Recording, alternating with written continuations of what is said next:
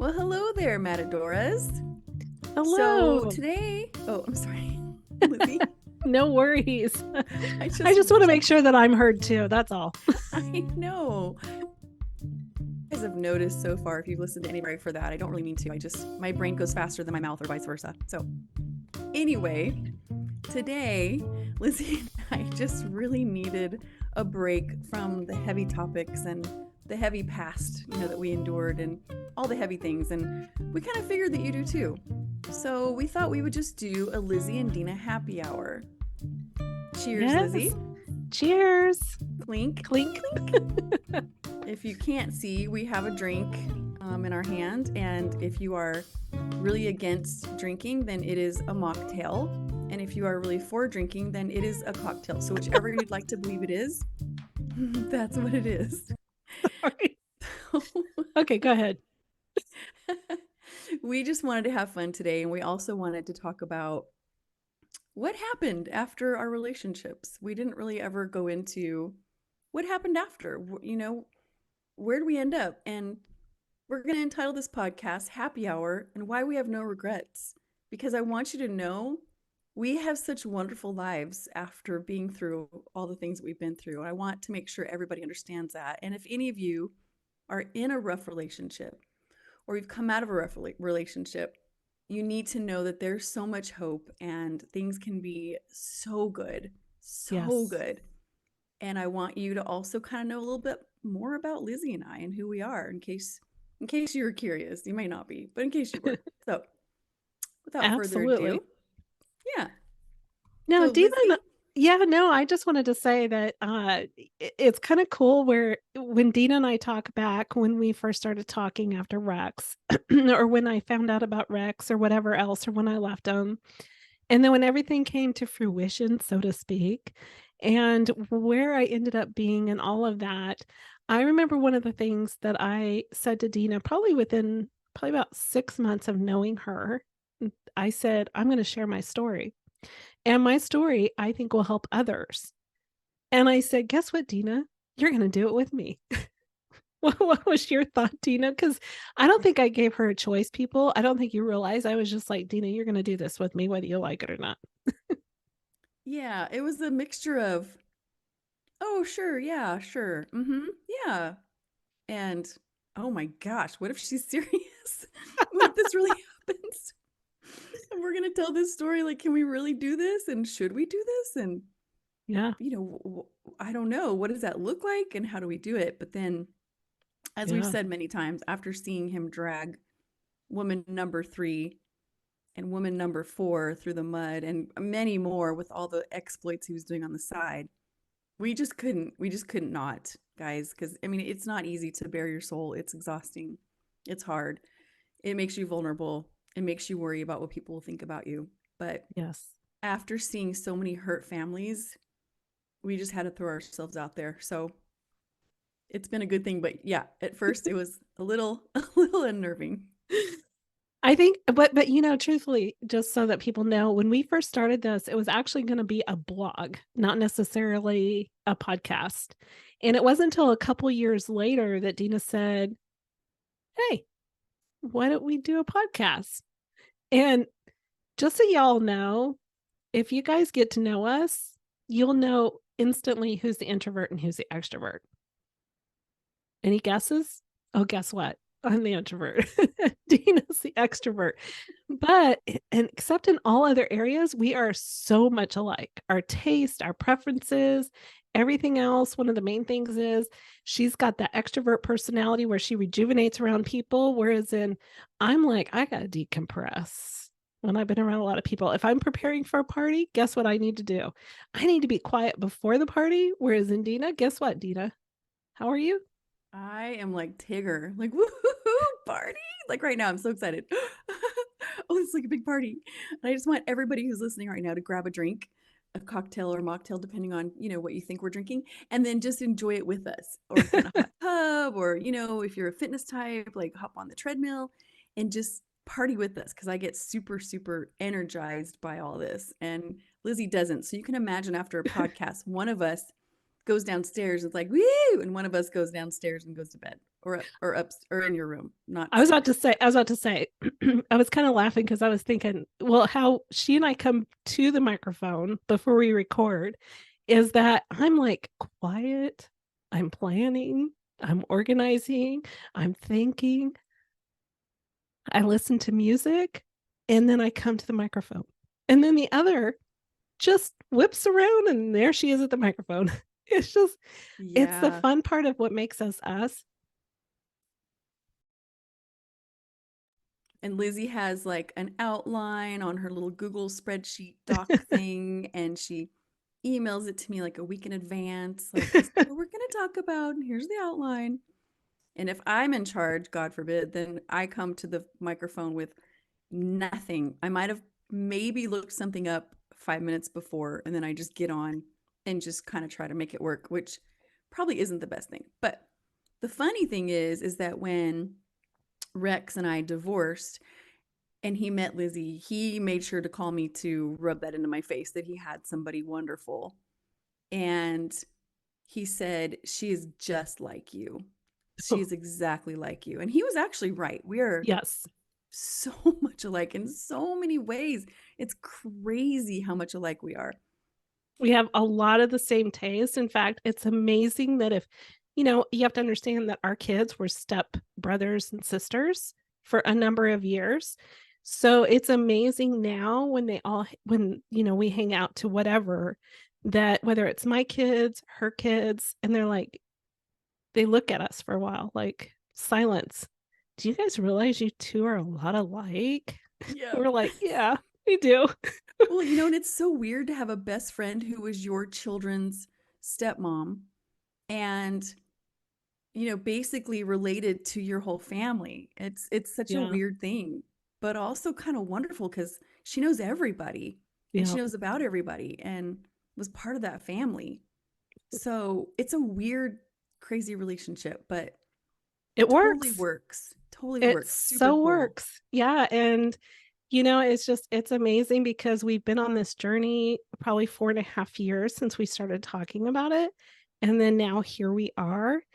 And it's amazing how she and I both just life happened because we probably would have had this release maybe 2 years, 3 years ago. And you know what? It's okay because we learn that time is time, and when it's the right time, it's the perfect time. And so now we look back and we're like, we're glad we waited to this time to release everything that we've released. But we've also had a great journey. I moved from Colorado to San Diego to be closer to my kids because I've had two boys in the Navy. And so I've been able to be near them, which is awesome. And I live close to three of my four wonderful boys. And I have a great job, probably the best job that I've ever had in the education field. I've worked with some incredible people across the country. Just so you all have know, I've moved in my life to 9 different states. I know that's a lot, but it's been good. I've enjoyed the journey. I am an adventurous kind of person. I love to look under rocks. I love to see the next thing around the bend. And you don't really get to see places unless you've lived there. You usually when you go on a vacation, you're like this whole popular spot, right? Well, when you've moved around, you have the experience of the just everything, the people, the environment, and different cities and different types of cultures. People don't think we have different cultures in America, but we do. And I loved it.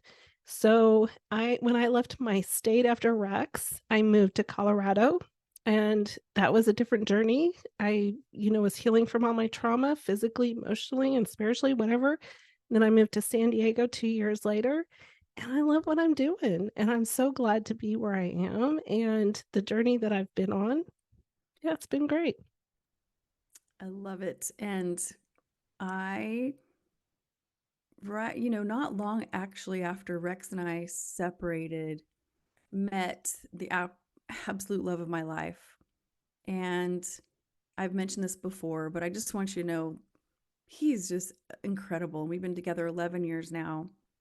I said on one podcast we were married 11 years, but I was wrong. We were married. That would put me as a cheater. We were married 9 years and we've been together 11 years. And I met him very, very soon after my separation from Rex. And we kind of just started very casually chatting and then ended up dating. But he has 4 kids. I have 4 kids. As Lizzie mentioned, she had 4 kids. Mm-hmm. And one of my daughters got married shortly after Lizzie and Rex were together. And so there were 12 kids between us. Yes. That were, most Yes. of them attended that wedding. And that was pretty crazy to see that big group. Mm-hmm. But my husband is an architect, and so one of the first things he did on one of our dates, because we immediately knew we were just meant to be together, was he started designing a house, because he said, if I have 4 kids and you have 4 kids and they start getting married, because at the time they were high school to early college age, he said, we are going to have so many grandkids. They're going to be bursting out of the seams. And so he started just designing a house, which I thought was the cutest thing, of course, ever.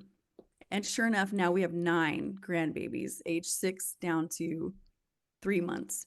Oh, And so our life is this crazy, insane, blended mishmash of mess. But I'm telling you, there is life after toxic relationships. There's life after abuse. There's yes. life after all of that trauma, and there's life after divorce. And I want to make sure, and Lizzie, we both wanted you to make sure Lizzie isn't remarried. She's Nope. single. I am, but we are both so happy. And I have multiple people in my circle that have been through these same types of situations. And I could, if I could have my friends out there raise their hand. And I wish that if you listen to this podcast, you would make comments, because I have heard so many amazing stories from my sister, several of my good friends that have come out of these types of relationships that are just so happy for the first time Yes. in decades. And Mm-hmm. so we want to infuse hope in you. And Lizzie, tell me, why is it, why do you feel that you are just so, so happy and so settled and so peaceful in this place that you're at right now, even though, it hasn't been that long because you've had a couple of bad relationships? Right. What has Yeah. gotten you to this wonderful place where you're just joyous?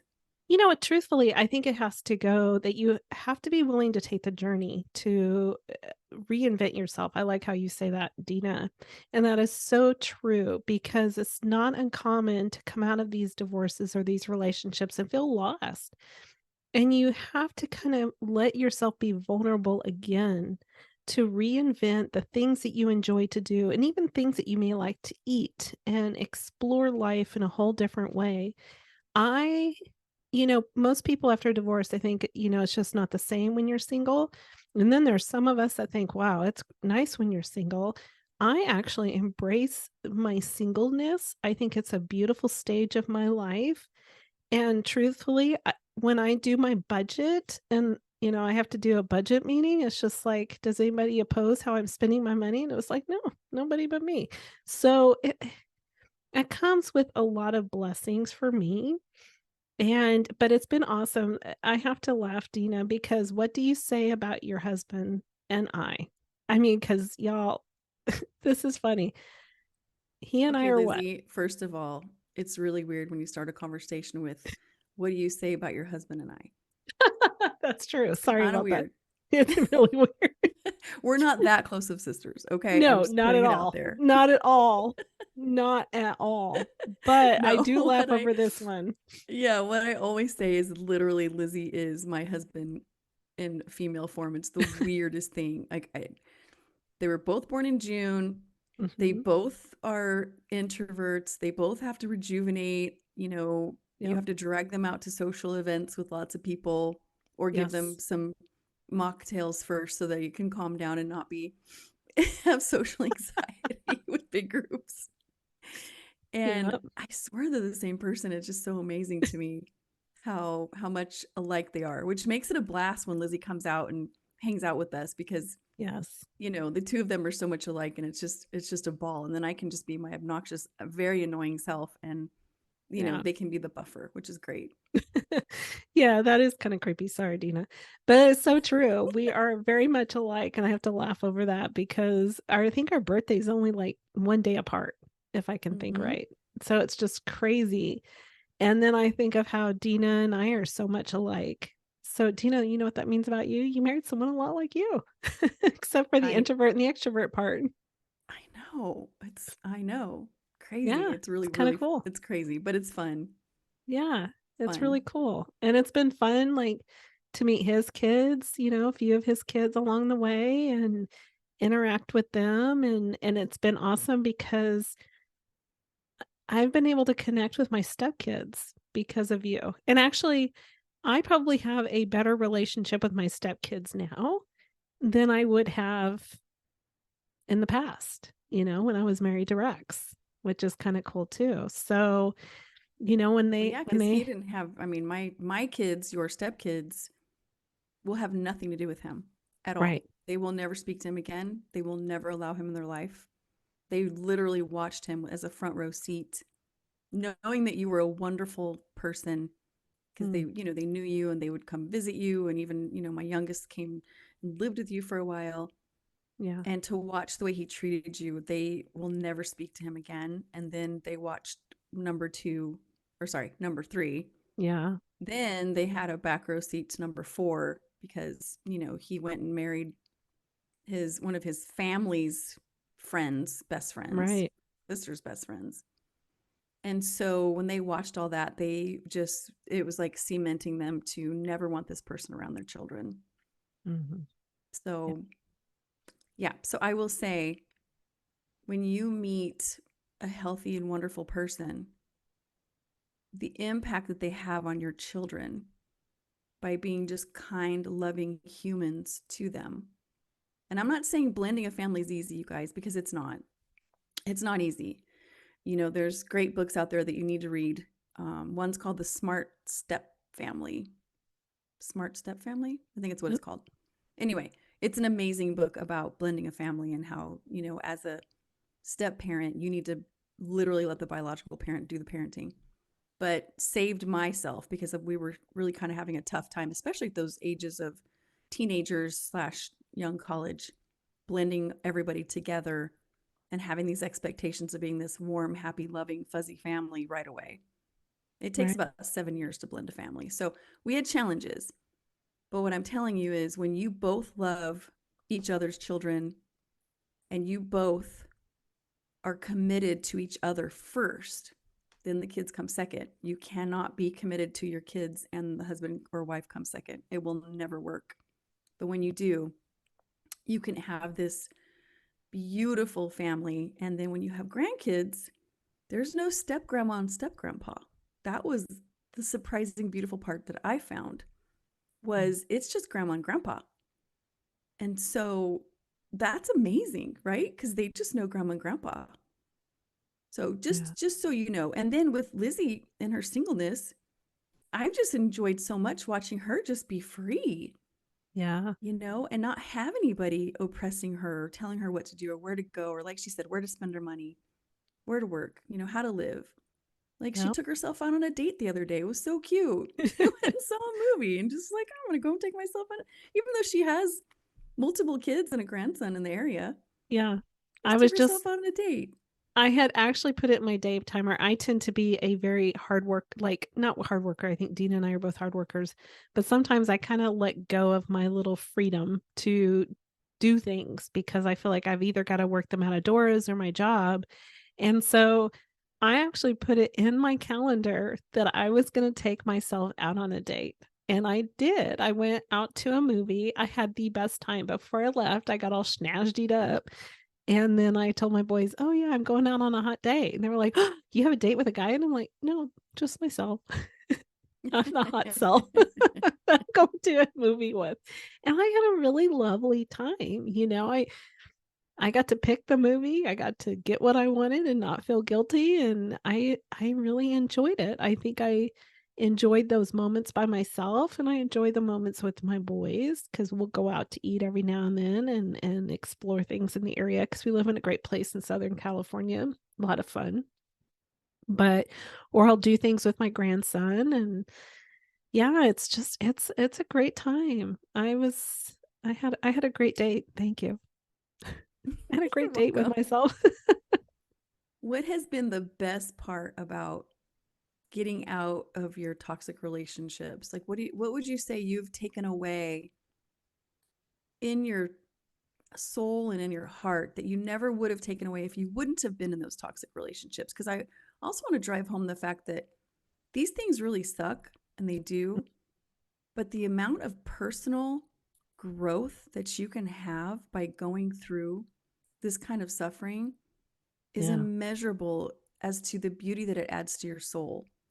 And I mean that. You can really tell when someone has gone through tremendous darkness and suffering, but maintained gratitude, and Mhm. the right, what would you call it? Just the right ability to look at it as this is something that's going to be eventually a good thing. This is something that's going to help me and teach me. And so, what did you take away, Lizzie, that you felt something that you're grateful for that you probably never would have had if you hadn't have gone through this? That's a good question. And as you were asking, I had to go, because you know as well as anybody that after Rex, I felt really, really lost, extremely lost. I lost my desire to cook. I've lost my desire to do a lot of things and live life. And, being single at an older age, it's like this is just a strange mixed bag of emotions that I didn't know how to handle. And I felt lost for probably about 2, 3 years. So I think, and then when I got in that serious relationship in like over a year ago, and then came out of that, that's when I was like, I really love my life. I really love this journey. But I also realized it had to take work because it didn't just transform into that, hey, life is great right away after the relationship. There's like levels of healing, there's levels of exploring, and sometimes exploring you're dealing with a very vulnerable part of yourself, especially when you've moved all over the country like I had. And I really don't have roots. Like I always laugh. I'm like, you can just pick me up and move me anywhere because I'll probably figure it out. But that doesn't mean that I was able to develop those strong relationships, but that's okay. I've come to the point where I'm really learning those things. And I think that it's just been freeing to finally go, I really like this. I really like this exploration of myself and who I am. That the moments that I felt lost, I'm not lost anymore. I'm like, I'm like skipping down in the tulips, man. It's pretty cool. Oh, I Now, love that. yeah, and then people are like, are you going to date again? And I just, right now, I'm like, but Dean and I talk about this all the time. I don't think I'm closed off to it. There's, the hard part about working with people, as they heal through emotional and physical abuse is a lot of them end up being man haters or man beaters. I hate to say that. I think Dean and I have heard that stigma a lot of times, but I'm not like that. I've seen some beautiful men that just have such beautiful hearts and just golden personalities. So there's a lot of good people out there. So if I'm living the best life that I could possibly have, if someone comes along, that's great. I'll date again. Yeah. Yeah. And if they don't, then you're perfectly fine. Yeah, I'm at And peace. if they do, we're going to completely follow you on every podcast. I promise you. We I will be making this poor sap light. We're going to put a light on him and what you're doing and every day and what you're feeling and how's it going. And oh, oh the poor yeah. guy. If there's even the tiniest little sign that he has any kind of narcissism, it's gonna be like a fire hose. We did talk about that. Like, so what do you do for a living? Well, I work with women that, coming out of abuse and Podcasts then if on they, toxic relationships. So let me ask you a few questions about gaslighting and exactly. about So every what are your relationship you've thoughts? ever had. Yeah. That'll be I your mean, first date. I'm not sure if it's going to be a repellent or not, but Dina, I love how you always say we have to be who we are. We have to be embrace who we are, let people see who we are, because if we are anything other than that, then we're not really true. We're not really Exactly. giving a true Mm-hmm. representation of our core values and our desires in life. Exactly. And that's the thing, you guys, is that I know that, being who we are might back us into a very small little niche Mm-hmm. because, we have a few overarching themes on who we are. Yeah. And then we have some, personality traits and some things that we like to do that maybe, because I mean, I'll be honest, I like to go to concerts and dance my little shoes off. And so does Lizzie. We went to see the Yes. Eagles and we were just singing our little hearts out, and we love to go to concerts. And I am not against going to a country bar and swing dancing with my husband with a Mm-hmm. fake cowboy hat and real boots. And, I just live life and I do that. And I know some people are very traditional and may not like that. And that's, but like I keep telling Lizzie, like we just have to be who we are. And even if we Mm-hmm. back ourselves into a very small little corner of people that, you know, agree or don't agree with who we are, that's okay because we have to be our authentic selves. Absolutely. And Absolutely.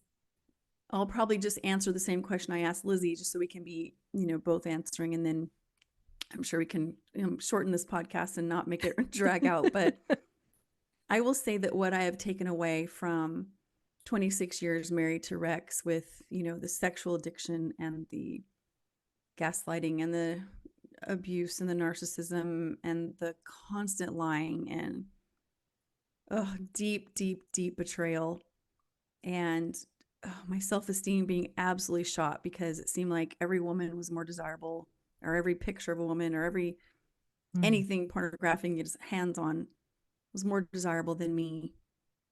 And that even though in your head that it's just their addiction, but in your heart you can't really reconcile that. But I will say, and this, I mean this, if I had to do it all over again, I would. And because those experiences changed me from being someone who always wanted to help people, which is why I went into healthcare, always wanted to connect with people in a deep way. And I never could have if I hadn't have gone through that type of pain and suffering. I would have no understanding of what these things are and what these things look like. I would have no inner beauty. And I'll be honest with you, I feel like I would have been very naive and very superficial and probably not super helpful to anybody if I had had a silver spoon in my mouth my whole life. So, as much as I hated going through it, as much as I seriously regret my children going through any of that, and I that's the part that hurts the most is that they had to go through it and, Yeah. questioning whether I should have left sooner so that they could have had a different life. But in the end, when I look at it, I am such a better person for it. And if I really look at the big picture, my kids got the best dad and grandpa for their kids. I got the best his are my stepchildren, which I don't like calling them that because it sounds like they're second rate, and they're not. They're beautiful, beautiful people. Mm. And they're, you know, having babies too and getting married and all those precious moments in their lives. I wouldn't have had any of that. I wouldn't have had this huge, crazy family of insane, children that are not children that when we get together, it's just this like it's a frat party. It's the most fun, adorable thing. And now with these babies all coming along, I feel like I'm in heaven every day. And I wouldn't have had that except for the suffering. And so when the Bible talks about giving beauty for ashes, I truly, truly believe that that is a real thing. And that sometimes we can beat ourselves up for not exiting earlier. But if I had exited earlier, I would have never met the man of my dreams because he exited his relationship before I did.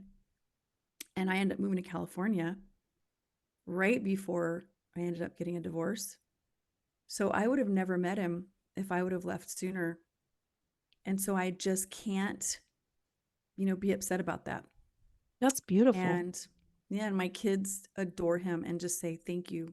He's the best grandpa. Like every time I FaceTime one of the grandbabies that's not here in California, the little 2 and 3 year olds, Mm-hmm. and they get on, and within 10 seconds, they're like, "Where's Papa? Is it Papa? I want Papa." I'm like, "Oh, you little suckers. Like, what about me? I'm right here." But they all want Papa. And, I wouldn't have had that beautiful moment if I'd No. have left earlier. So, I'm not trying to glorify things or make light of abusive situations. I think everybody needs to get out when their heart tells them to, Yes. unless there are serious signs that you're going to be harmed. And then you just don't even Mm-hmm. listen to your heart and don't even get nostalgic about your relationship. Get the heck out. Yeah.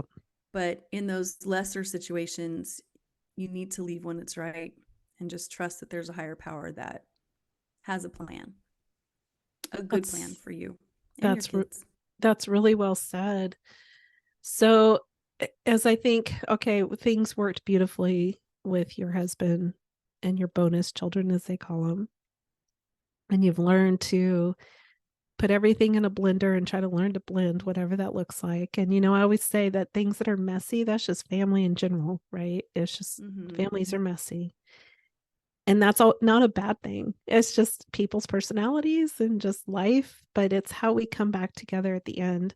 But I was also thinking about something else, and that was just as we were saying earlier, Deana, you and I were on this journey for the last 3.5, almost 4 years now.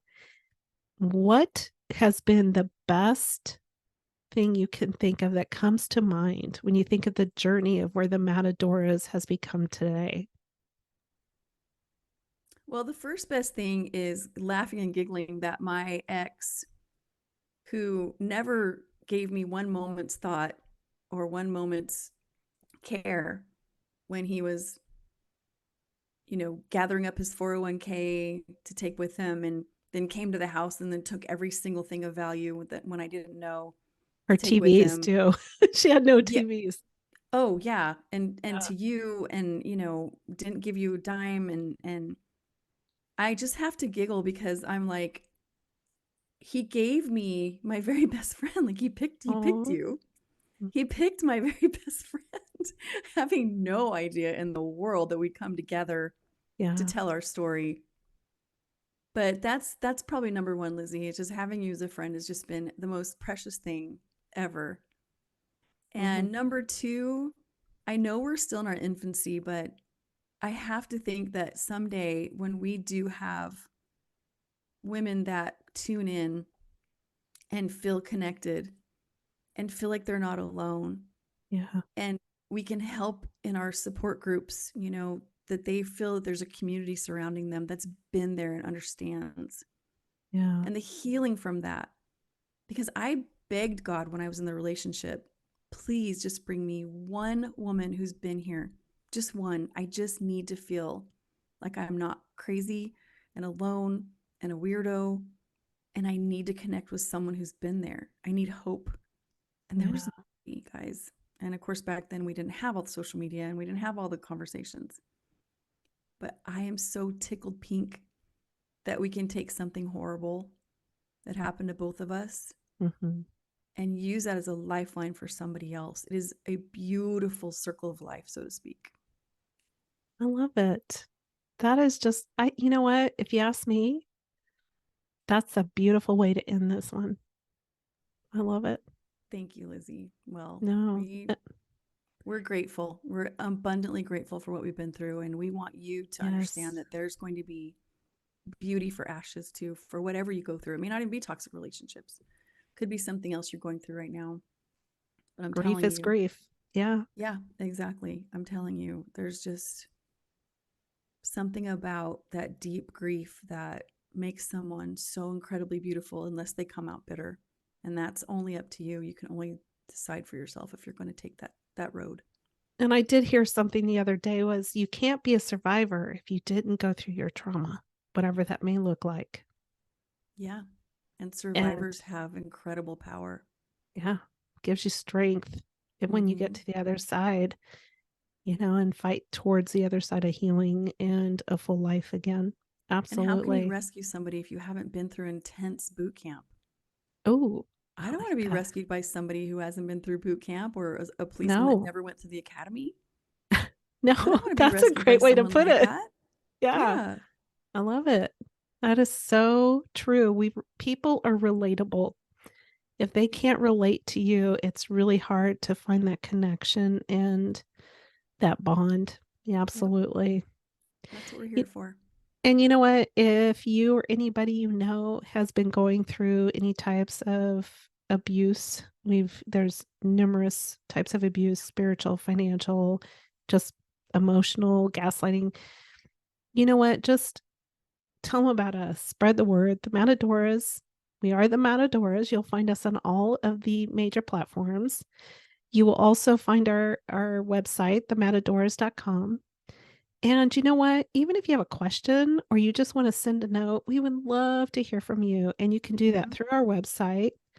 And we would embrace anything you have to say. And just know that you are not alone if you are in this journey right now. And if you know somebody that is going through this journey, let them know they're not alone.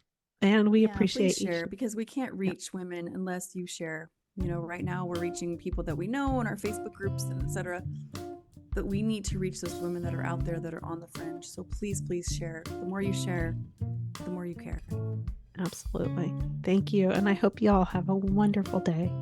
And a wonderful happy hour. Absolutely. Cheers. Cheers.